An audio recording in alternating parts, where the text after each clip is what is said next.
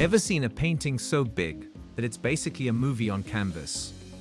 Well, let me introduce you to The Coronation of Napoleon by Jacques-Louis David. A painting that's full of royal drama, power plays, and some serious historical gossip. This masterpiece was painted between 1805 and 1807. And let me tell you, the drama isn't just in the brushstrokes. This was Napoleon's way of saying, look at me, I'm the emperor now, and I'll control the narrative. And boy, did he ever. Let's start with the juicy stuff. Notice Napoleon's mom, Letizia Bonaparte, sitting proudly in the painting. Here's the catch, she wasn't even at the coronation. She was beefing with Napoleon and decided to skip it. But of course, Napoleon wasn't going to let the world know about that little family feud. So he ordered the artist to paint her in as if she were there. Talk about rewriting history. Now, check out the Pope. Poor Pope Pius VI thought he was flying in from Rome to crown the new emperor. But nope, Napoleon had other plans. Right at the moment of crowning, Napoleon snatched the crown out of the Pope's hands and crowned himself. Why? Because nobody makes Napoleon bow, not even the Pope. The Pope's face says it all. This is not what he signed up for. Now let's talk about Josephine, Napoleon's wife. She's kneeling there, looking all angelic. But things were pretty rocky between these two. Just months before, they had to get a quickie church wedding because, plot twist, their original marriage wasn't religiously recognized. Josephine wasn't even sure she'd be empress until the last minute. So this coronation was her way of cementing her status, at least for now. David, the painter, was a master of subtlety. He filled the painting with little Easter eggs and political messages. Notice all the attention on Napoleon. Even the light seems to be conspiring to make him the ultimate center of attention. Meanwhile, the Pope is in the shadows, almost an afterthought. Coincidence? I think not. This painting isn't just a historical record. It's a giant billboard for Napoleon's ego. Every stroke of the brush tells you who's in charge. Napoleon, the self-made emperor, literally crowning himself in the presence of royalty, clergy, and his conveniently placed family. It's more like a carefully curated Instagram post than a historical event. So next time you see The Coronation of Napoleon, remember that it's not just art. It's a piece of imperial propaganda with plenty of family drama, power plays, and ego trips woven in. Who knew a painting could hold so many secrets? So, let's dig deeper into Letizia Bonaparte, Napoleon's mother. She's sitting there looking all proud. But in reality, she didn't even bother showing up to her son's big day.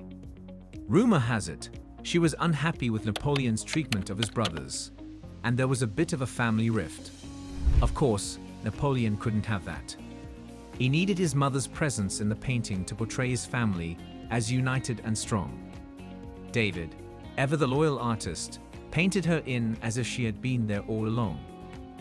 In the end, this was Napoleon's way of airbrushing family drama out of history.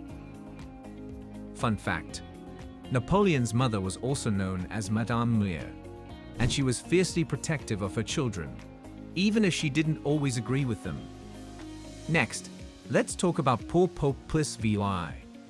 He thought he was flying in for a traditional coronation, but Napoleon had a different plan. The Pope's traditional role was to crown the emperor, but Napoleon, in a classic power move, took matters into his own hands. Literally, he crowned himself. You can almost feel the Pope's awkwardness radiating from the canvas. The Pope came all the way from Rome just to sit there and watch Napoleon flex his authority over the church. Napoleon made it clear he was the boss, and no one was going to tell him otherwise, not even the Pope. Fun fact: the Pope wasn't totally humiliated though. Napoleon made sure to kneel in front of him at the altar later in the ceremony, giving the church some symbolic respect.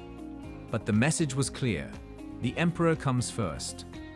Now let's dive into Josephine, Napoleon's wife. Her presence in the painting hides a lot of behind-the-scenes drama. Just a few months earlier, her marriage to Napoleon had to be redone to make it official in the eyes of the church. Apparently, their original marriage didn't meet the church's criteria. Josephine was insecure about her status leading up to the coronation. She wasn't even sure she'd be crowned alongside Napoleon. But in the end, she got her moment of glory. Notice how she's painted in a humble and submissive pose. It's a sharp contrast to Napoleon's self-crowning moment, showing the complicated dynamic of power and gender roles at the time. Fun fact, Josephine's story didn't end here. Napoleon would later divorce her because she couldn't provide him with an heir.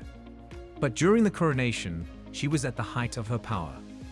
What's amazing about this painting is how Jacques-Louis David sneaks in subtle political messages. Look closely. Everyone in the painting is looking at Napoleon. Even the light seems to be focused on him.